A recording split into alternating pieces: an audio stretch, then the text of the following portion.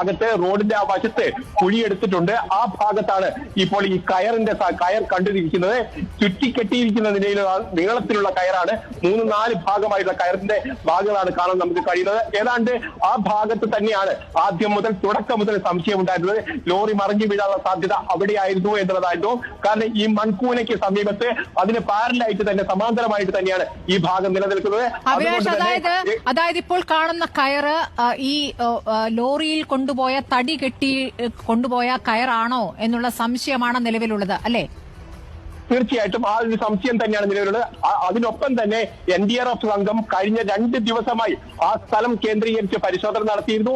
ഇന്ന് രാവിലെ ആ സ്ഥലത്ത് ഇതുവരെ ഇല്ലാത്ത രീതിയിൽ അവിടെ ഇറങ്ങിച്ചെന്ന് മെറ്റൽ ഡിറ്റക്ടർ ഉപയോഗിച്ച് പരിശോധന നടത്തിയിരുന്നു. അതിന് പിന്നാലെയാണ് ഈ ബൂം എക്സ്കവേറ്റർ ഉപയോഗിച്ച് അവിടെ ആദ്യഘട്ടത്തിൽ തന്നെ പരിശോധന നടത്തിയത്. ആ പരിശോധനയിലാണ് ഈ കയറിന്റെ കഷ്ണങ്ങൾ ഇപ്പോൾ